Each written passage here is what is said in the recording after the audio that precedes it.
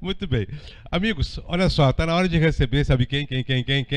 Aquela simpatia loira, certo? A Cristine. É a Cristine. E aí, boa tarde para todo mundo, empolgados? Adoram processo civil, né? Maravilhoso, a melhor matéria. Bom, eu sou a Cristine, para os que não me conheciam ainda. Vamos ver um pouquinho de processo civil, pré-prova, TJ? Vamos lá. Bom, eu quero aproveitar o tempo máximo, então vamos lá para o tópico, rapidinho, tá? Papum. Nulidades. O que é importante em nulidade? Primeira coisa que eu tenho que pensar quando vai aparecer, se aparecer nulidade dentro da minha prova. Aproveitamento de atos. Primeira coisa que eu vou pensar, tá? Por que eu vou pensar isso? Primeiro ponto, requerimento. Quem é que vai pedir nulidade? Aquele que não deu ensejo ao ato que poderá ser decretado como nulo. Então, aquele que não deu ensejo é a pessoa que pode pedir o requerimento de nulidade dentro do processo civil, tá? Se eu dei ensejo à nulidade, por óbvio, não tem coerência eu querer pedir a nulidade, né? A outra parte é que vai pedir. Segundo ponto, validade. A ideia é que, sempre que a lei determinar que determinado ato tem que ser feito de determinada forma, a ideia é que, se ele atingir a sua finalidade, se ele atingir eficiência processual, ele vai ser considerado válido, tá? Então, é um desapego a essa ideia de formalidade dentro do processo. Por isso foi a primeira coisa que eu disse. Se cair em nulidade, tu pensa a ideia de poder aproveitar o ato, tá? Sempre que o ato atingir a finalidade dele, ele vai poder ser aproveitado. Segundo ponto, alegação. Qual é a ideia? Quando é que eu tenho que alegar uma nulidade dentro do processo civil? Primeiro momento. No primeiro momento que eu vou me manifestar no processo, verificando que o ato encontra algum tipo de vício, eu tenho que alegar. Sob pena de quê? Sob pena de preclusão, tá? Muito cuidado. Se eu não aleguei no primeiro momento que eu tenho condições de alegar, preclusão, tá? Não posso mais alegar que o ato é nulo. Segundo, MP. MP é grande novidade dentro de nulidades dentro do CPC. Se eu fosse chutar, ainda não caiu, tá? Se eu fosse dizer dentro de nulidades, é uma grande questão para cair acerca de Ministério Público. Por quê? A ideia é que, se o Ministério Público deveria ter sido intimado e não foi, a regra geral é: serão decretados nulos todos os atos dentro do processo. Mas qual é a diferenciação? A diferenciação está nos parágrafos. A ideia é que, para decretar a nulidade, o juiz vai ter que fazer a intimação do MP para que ele se manifeste acerca da existência ou não de prejuízos. Tá? Então, o MP precisa ser intimado para se manifestar se houve prejuízo ou não, por ele não ter sido intimado dentro do processo. E, se houver prejuízos, a regra é: vai haver a nulidade desde o momento que ele deveria ter sido intimado e não foi. Feito? Segue o baile. Erro de forma. Qual é a ideia do erro de forma? A ideia é que todos os atos nos quais a lei determina que tenha uma determinada forma, se eu for verificar que ele não cumpriu a forma e se ele não conseguiu atingir a eficiência, é mais ou menos naquela mesma linha que eu falei. Só que existe o artigo que trata só do erro de forma. E daí ele diz que serão anuláveis, tá? Então, erro de forma, anuláveis no caso de não atingir a finalidade, no caso de não atingir a eficiência. Guardem muito essa ideia dentro de nulidades de atingir eficiência do ato, tá? Atingir a finalidade para o qual ele foi praticado. Seguindo, tutela provisória. Aqui, grande questão que pode cair. Eu chutaria que, se fosse cair, vai cair tutela provisória de urgência em modalidade antecedente, ou de tutela de evidência. O que eu preciso gravar dentro dessas aqui? Essas aqui estão todas dentro do artigo 294 a 311 do CPC. Todas as tutelas, a ideia de tutela provisória está do 294 a 311. Tá? Então, agora eu tive uma junção dentro de tutela cautelar e tutela antecipada. Todas essas duas são tutelas de urgência dentro do CPC. E a modalidade principal para eu revisar é tutela de urgência na modalidade antecipada, em caráter antecipado.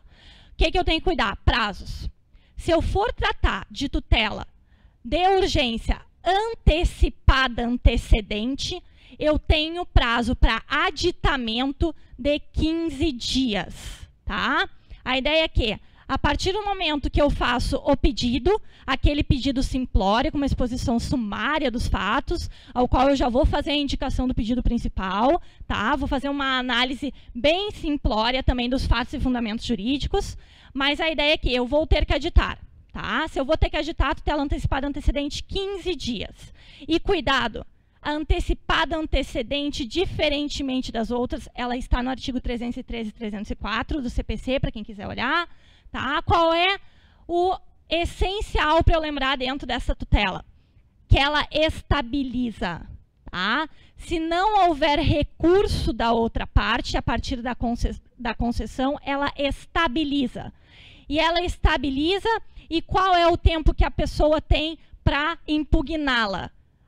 A parte a qual saiu perdendo pela concessão da tutela, tem até 2 anos para poder ajuizar uma nova ação. Isso porque ela não fez aquele recurso e ela estabilizou. Tá? Seguindo, qual é a ideia de tutela cautelar antecedente? Que eu tenho que cuidar também de prazos. Já caiu na FAURGS. Prazo para contestar. Pedir tutela cautelar na modalidade antecedente, do mesmo jeito que eu peço tutela antecipada. Exposição sumária dos fatos, exposição sumária do direito, vou indicar qual vai ser o pedido principal, tá? E em quanto tempo eu tenho que fazer o pedido principal? Uma ideia de aditar, daí é 30 dias. Mas a contestação aqui não é aquela regra que vocês estão acostumados de prazo de contestação, que é 15 dias. Na cautelar, são 5 dias. Feito? Siga o baile. Vamos seguir. Evidência. Quando é que eu vou ter que fazer pedidos de tutela da evidência ou quando é que elas serão concedidas? Primeiro, quando for demonstrado que há um caráter protelatório ou um abuso do direito de defesa. Tá? Segundo ponto, quando eu tenho prova documental, súmula vinculante ou tese em recurso repetitivo, daí eu vou ter concessão de tutela de evidência. Terceiro ponto, quando eu tenho prova documental acerca de um contrato de depósito mais pedido rei persecutório, ou em último ponto, quando eu tenho, dentro da petição inicial, prova documental a qual o réu, no momento da contestação, não consegue gerar dúvida de uma maneira razoável. Aonde é que está a tutela da evidência? Artigo 311, para quem quiser dar uma revisada. Tudo que eu falei, as 4 hipóteses, estão no 311. Seguimos. Revelia. O que é revelia? Revelia é aquela declaração de serem verossímeis as alegações de fato, não de direito, as alegações de fato relatadas pelo autor. Qual é a ideia? A ideia é que eu, réu, que tinha o prazo para me defender através da contestação, não apresentei a contestação. Então, decretar-se-á a revelia. Tá? O que é importante dentro de revelia? Os efeitos. Tá? Nem sempre os efeitos da revelia serão aplicados dentro do processo civil. Quando que eu não aplico efeitos da revelia? Quando eu tenho pluralidade de réus e um deles contesta. Quando eu estou tratando de direitos indisponíveis. Quando eu tenho petição inicial desacompanhada de instrumento que a lei considera necessário. Ou, em último ponto, nos casos em que o autor faz alegações, e essas alegações são contraditórias com a própria prova documental constante nos autos, ou essas alegações são inverossímeis. Então, os efeitos da revelia não serão aplicados dentro do processo civil. Feito? Provas. Muito importante a questão das provas dentro de revelia. O réu, a partir do momento que ele entra no processo, ele pode começar a produzir provas? Pode. No momento que ele entrou dentro do processo, ele pode começar a produzir provas. O que ele não fez foi contestar. Por isso que se aplicou a revelia a ele. Cuidado. Testemunhas. Qual é o número de testemunhas dentro do processo civil? 10. No máximo, 3 para cada ato ou fato. No máximo 10. E lá no JEC, 9.099, quantas testemunhas eram no máximo? No máximo 3. Tá? Cuidado. Número de testemunhas no JEC, 3. Número de testemunhas no processo civil, 10, sendo 3 para cada ato ou fato no máximo. Seguindo, qual é a ordem? Cuidado com a ordem dentro das testemunhas, a FAURG já cobrou. A ordem ela é preferencial. A ideia é que se o juiz quiser alterar a ordem de ouvida de testemunhas, ele altera. Então, o juiz começa ouvindo preferencialmente perito ou assistente. Segundo ponto, ele começa a ouvir autor e depois réu. Em terceiro ponto, testemunha de autor e depois testemunha de réu. Mas é a ordem preferencial. E o tempo? Qual é esse tempo que eu estou querendo relembrar vocês? Aquele tempo que no encerramento da audiência de instrução o juiz dá minutos.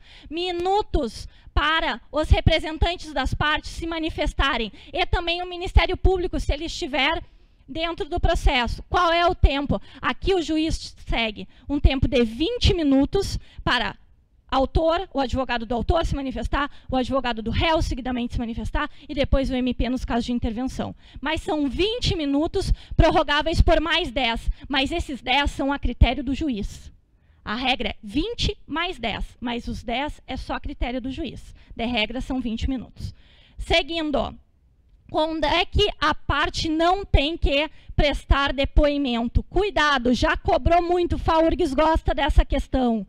Acerca de fato torpe ou criminoso, tá? Também mais, na ideia de quê? Na ideia de desonra, na ideia de perigo de vida e na ideia de quê? Sigilo profissional. São os 4 pontos que a parte não precisa prestar depoimento, a parte. Cuidado, o que eu falei é a parte, tá? Autor, réu ou o terceiro que está figurando como parte dentro do processo. Seguindo.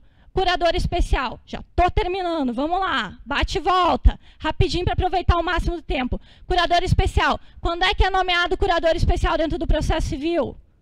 Sempre que eu tenho casos de incapaz, quando esse incapaz não tem representante ou quando ele tem representante, os direitos do representante colidem com os dele. Ou também nos casos de revelia. Revelia em que casos? No caso de réu preso ou também no caso de citação por hora certa, me desculpa. Citação por hora certa, nos casos de revelia, no caso de revelia de réu preso ou no caso de incapaz. Feito? Vamos lá, seguindo, consentimento do cônjuge. Essa aqui é a campeã de questões do processo civil dentro da FAURGS. Quando é que eu tenho que ter o consentimento do meu cônjuge? Cuidado aqui, é o que eu falo para os meus alunos, você tem que diferenciar. Quando ele te pergunta se precisa de consentimento em ações de direito real imobiliário ou em ações possessórias. É aqui que está a pegadinha do ratão que ele gosta de te trazer dentro da prova.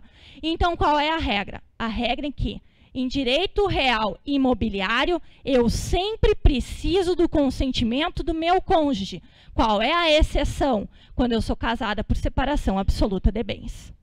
E no caso de ações possessórias? No caso de ações possessórias, a regra geral é que eu não preciso do consentimento do meu cônjuge.